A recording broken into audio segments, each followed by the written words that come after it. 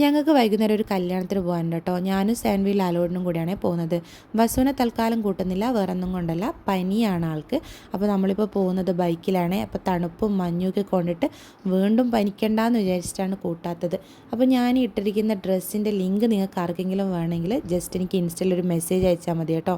നല്ല ഡ്രസ്സാണ്. ഞാനിത് കിങ്ങിണീൻ്റെ നീല കല്യാണത്തിന് വേണ്ടിയിട്ട് എടുത്തിട്ടുള്ളതായിരുന്നു. നല്ല മെറ്റീരിയലാണ്, നമ്മൾ ഇട്ടിടത്ത് കിടന്നോളും. ഓൺലൈനായിട്ട് പർച്ചേസ് ചെയ്തതാണ്.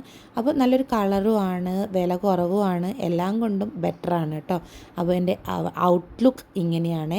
നല്ല രസമുണ്ടായിരുന്നു കാണാൻ വേണ്ടിയിട്ട്. എനിക്കൊരുപാട് ഇഷ്ടമായി. അപ്പോൾ ഞാനിങ്ങനെ ജസ്റ്റ് വീഡിയോസൊക്കെ എടുക്കുന്ന സമയത്ത് ലാലോട്ടം വന്നപ്പോൾ ഒന്നങ്ങോട്ട് ചേർത്തങ്ങോട്ട് പിടിച്ചു കേട്ടോ.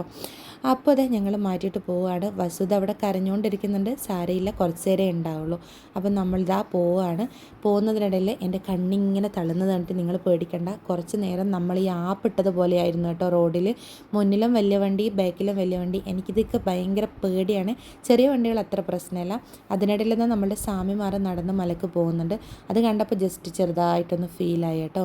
അപ്പോൾ ഇതാ നമ്മൾ കല്യാണ വീട്ടിലെത്തിയപ്പോൾ സുധാച്ചിയും നിജിയും എല്ലാവരും ഉണ്ടായിരുന്നേ. അപ്പോൾ അമ്മയും അച്ഛനും മുന്നേ വന്ന് പോയിട്ടുണ്ടായിരുന്നു. അപ്പം ഞങ്ങൾ ബിരിയാണി കഴിച്ചു, ലാലോട്ടം പൊറോട്ടയും ചിക്കനും കഴിച്ചു. കുറച്ച് നേരം അവിടെ ഇങ്ങനെ ഇരുന്ന് ശിവാനിയും ആപ്പിയും ഒക്കെ ഉണ്ടായിരുന്നു. കുറച്ച് നേരം അവരോടൊക്കെ സംസാരിച്ച് മെല്ലെ നമ്മൾ ഇങ്ങോട്ടേക്ക് പോകുന്നേ. ഇങ്ങോട്ട് വരുമ്പോഴായിരുന്നു തണുപ്പിൻ്റെ കാഠിന്യം മനസ്സിലായത്. തണുത്തങ്ങട്ട് വിറക്കുമായിരുന്നു കേട്ടോ. അപ്പോൾ ശരി.